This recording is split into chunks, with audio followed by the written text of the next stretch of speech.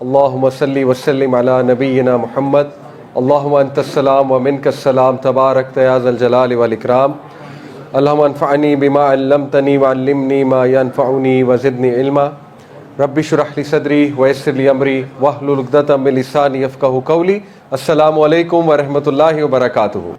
سورہ یوسف میں نے کیوں سلیکٹ کی، بہت سوچا اس پر کہ کون سی قرآن کی سورہ سلیکٹ کی جائے۔ ویسے تو پورا کا پورا قرآن is full of wisdom، Yasin والقرآن الحکیم، بے شک قرآن پورا کا پورا ہی حکمت سے لبریز ہے، لیکن یہ سورہ اسپیشل اس لیے ہے کیونکہ یہ وہ کہانی ہے کہ جس کہانی میں زندگی کا آلموسٹ ہر ایسپیکٹ ہے، میں بھی آپ کو ثابت کروں گا۔ اسی لیے اللہ سبحانہ تعالیٰ نے اس کو احسن القصص کہا، دا بیسٹ آف سٹوریز۔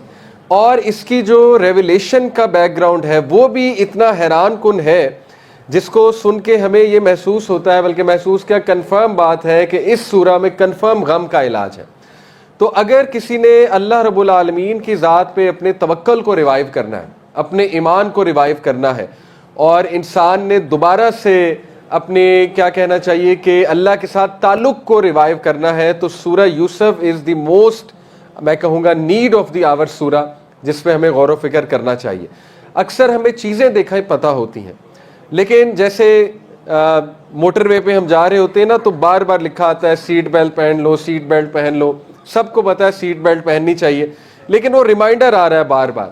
تو قرآن بھی ایک تذکرہ ہے، قرآن بھی ایک ریمائنڈر ہے۔ اللہ تعالیٰ نے قرآن میں سورہ طٰہٰ میں ہی کہا نا، طٰہٰ ما انزلنا علیک القرآن لتشقی الا تذکرۃ لمن یخشی، کہ طٰہٰ یہ قرآن ہم نے آپ کو مشکل میں ڈالنے کے لیے نازل نہیں کیا ہے، مشقت میں ڈالنے کے لیے نازل نہیں کیا ہے، الا تذکرۃ لمن یخشی، بٹ اصل بات یہ ہے کہ یہ تذکرہ ہے، یہ ریمائنڈر ہے، اور یہ ایسا ریمائنڈر ہے جو ایک ایسا انسان جس کا دل بجھ چکا ہے، جو ڈی موٹیویٹڈ ہے، جو موٹیویشن تلاش کر رہا ہے، جو میننگ تلاش کر رہا ہے، مقصد تلاش کر رہا ہے، جس کو اللہ کے قریب ہونا ہے، تو اس کے لیے اس میں بہت بڑی موٹیویشن ہے، بہت بڑا تذکرہ ہے اس قرآن میں۔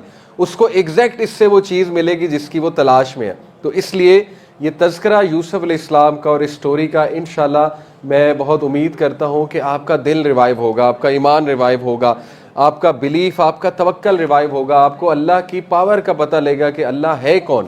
یقین کریں جتنا اس کہانی سے اللہ رب العالمین کا تعارف ہوتا ہے اور جتنا اللہ رب العالمین کی پاور کا احساس ہوتا ہے، کسی اور سٹوری سے نہیں ہوتا ہے، اسی لیے اس کو احسن القصص کہا گیا۔ تو سب سے پہلے دیکھیے، بتانا چاہوں گا کہ یہ ایک احسن القصص کیوں ہے، کیونکہ اس میں زندگی کا ہر ایسپیکٹ وہ ڈسکس کیا گیا ہے۔ مثال کے طور پہ پیرنٹنگ چیلنج، ایک پیرنٹ اس سٹوری سے ریلیٹ کر سکتا ہے، اسپیشلی وہ پیرنٹ جس کی اولاد میں کچھ اختلافات چل رہے ہیں، یا ایک ایسا پیرنٹ جس نے اپنے بچوں کی تربیت بہت اچھی کی، پوری اپنی ایفرٹ کی، دین سکھایا، لیکن سٹل اس کے بچے تھوڑا دین سے ہٹ گئے، یا اس کے بچے تھوڑے سے ڈائیورٹ ہو گئے، کیونکہ یعقوب علیہ السلام سے زیادہ اچھا فادر کون تھا، اور وہ نبی بھی تھے، لیکن آپ دیکھیں کہ ایک نبی کے بچے بھی کچھ ایسا کام کر سکتے ہیں، یعنی دے اینڈڈ اپ ڈوئنگ حسد ود ایچ ادر۔ تو آپ دیکھیں کہ یہ سٹوری ایک پیرنٹ بہت ریئلسٹکلی ریلیٹ کر سکتا ہے اس سٹوری کے ساتھ، اور اس سٹوری سے ایک پیرنٹ پیرنٹنگ بھی سیکھ سکتا ہے، اسپیشلی جو فادرز ہیں، ٹھیک ہے، پہلی بات۔ دوسری بات، اس سٹوری میں dealing with loss and personal setbacks کا ذکر ہے۔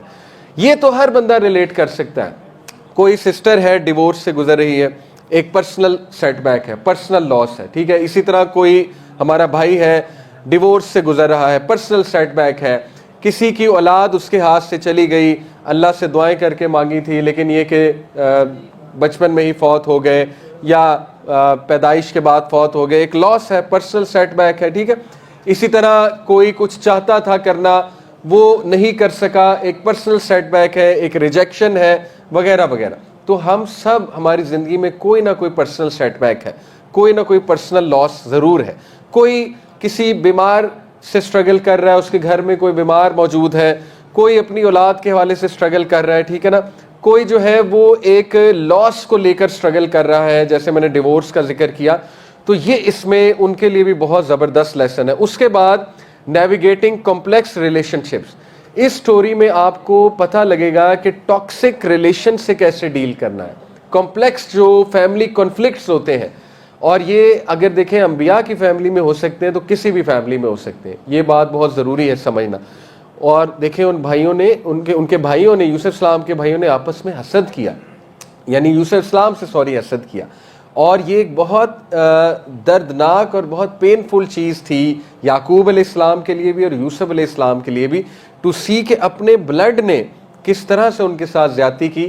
تو اس سے وہ لوگ بھی ریلیٹ کر سکتے ہیں جو ٹاکسک ریلیشن سے گزر رہے ہیں، یا آپ کہہ لیں ایسے فیملی کانفلکٹ سے گزر رہے ہیں جو بہت پینفل ٹو سی ہے.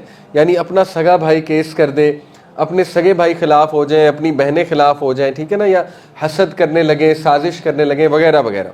اسی طرح ایک اور ایسپیکٹ اس سٹوری کا ہے چیلنجز دیٹ اے یوتھ میں فیس. یعنی ایک ایسا نوجوان جو ان امپلائڈ ہے، ایک ایسا نوجوان جو سکوپ بنانا چاہ رہا ہے، اپنا سکوپ کی تلاش میں ہے کہ میرا سکوپ کہاں پر ہے، وہ بھی یوسف علیہ السلام کی سٹوری سے ریلیٹ کر سکتا ہے. کیونکہ یوسف علیہ السلام جب کنویں میں موجود تھے تو دنیاوی طور پہ آپ سمجھیں کہ ان کا سکوپ نظر نہیں آ رہا تھا کہ اب کیا بنے گا. ٹھیک ہے، ایک بچہ اور اس کو ایز اے سلیو بیچا جاتا ہے، ان کو ایز اے سلیو خریدا جاتا ہے. تو اس دور میں سلیو کی کیا زندگی ہوتی تھی وہ آپ کی سوچ ہے. ٹھیک ہے، سلیو کے کوئی رائٹس نہیں تھے اس دور میں. سلیو بننے کا مطلب ہے آپ کی زندگی گئی، ختم. لیکن اللہ نے کیا خوبصورت سٹوری اللہ رب العالمین نے مینشن کی کہ ایک سلیو کو اٹھا کے کنگ میں نے کیسے بنا دیا. یعنی آپ سوچیں کہ پیک اگزامپل اللہ نے دی ہے کہ سلیو کو اٹھا کے اللہ تعالیٰ کنگ بنا سکتا ہے. اللہ کی یہ قدرت ہے. تو اللہ آپ کا سکوپ کیوں نہیں بنا سکتا؟ اللہ تعالیٰ آپ کو جاب کیوں نہیں دے سکتا؟ اللہ آپ کو کہیں ایڈجسٹ کیوں نہیں کروا سکتا؟ ٹھیک ہے، تو ایک یوتھ جو ان چیلنجز سے گزر رہا ہے وہ بھی اس سے ریلیٹ کر سکتا ہے. اس کے بعد ایک اور ایسپیکٹ دیکھیں، ڈیلنگ ود ٹیمپٹیشنز. اللہ اکبر. جس دور میں ہم رہ رہے ہیں، ہائپر سیکشولائز سوسائٹی، یعنی یو نیم اٹ، کہاں فتنہ نہیں موجود، اور کتنا طوفانے، میں کیا کہوں اسے، طوفانے بدتمیزی برپا ہے ہماری یونیورسٹیز میں. کانسرٹس ہو رہے ہیں، میں اسے بدتمیزی ہی کہوں گا، سیدھی سی بات ہے، اللہ کی نافرمانی بدتمیزی ہی ہوتی ہے. اور کس طرح کی ٹیمپٹیشنز کھڑی کی گئی ہیں یوتھ کے لیے. پھر انٹرنیٹ کی دنیا آپ کے سامنے ہے. تو پیپل آر اسٹرگلنگ. ہم بہت ایسے خطرناک دور میں رہ رہے ہیں جب پاکستان جیسی کنٹری میں اوپن میرجز کا کنسیپٹ چل رہا ہے. بہت اوپن میرجز کیا ہوتے ہیں کہ شادی ہونے کے باوجود لوگوں کے افیئرز ہوتے ہیں اور وہ اوپن افیئرز چلاتے ہیں، وہ کہتے ہیں اس میں مسئلہ کوئی بھی نہیں ہے. تو ایکسٹرا میرٹل افیئر، یہ ساری چیزیں، بہرحال برائی کو زیادہ میں مینشن نہیں کروں گا، ہمیں اصل میں سولوشن کو مینشن کرنا چاہیے. برائی ہمیں پہلے ہی پتہ ہے کہ کتنی برائی ہے اور ٹیمپٹیشنز کتنی زیادہ ہے، خاص طور پہ ایک نوجوان کے لیے جو ابھی غیر شادی شدہ ہے. اور ظاہر ہے جوانی ہے، جوانی میں آپ کو پتہ ہے خواہش بہت زیادہ عروج پہ ہوتی ہے، ہارمونز بہت ہائی ہوتے ہیں. تو ایک نوجوان بھی بہترین انداز میں یوسف علیہ السلام سے ریلیٹ کر سکتے ہیں، کیونکہ یوسف السلام بھی نوجوان تھے اور وہ اتنے خوبصورت تھے کہ دنیا کا آدھا حسن انہیں دیا گیا تھا. حدیث میں آتا ہے نا، دنیا کا آدھا حسن یوسف علیہ السلام میں موجود تھا. تو ہی had every opportunity to slip to commit the sin, کیونکہ ہینڈسم وہ تھے، کیرزمیٹک وہ تھے، وہ عورت بھی ان پہ فدا تھی، آفر بھی اس کی طرف سے تھی. اللہ اکبر. ابھی جب ہم یہ پیسج ڈسکس کریں گے تو آپ حیران ہو جائیں گے کہ یوسف علیہ السلام جس طرح گھرے ہوئے تھے فتنے سے، کوئی بھی نہیں گھر سکتا. سب سے زیادہ جو فتنے میں مبتلا تھے اس وقت یوسف علیہ السلام تھے.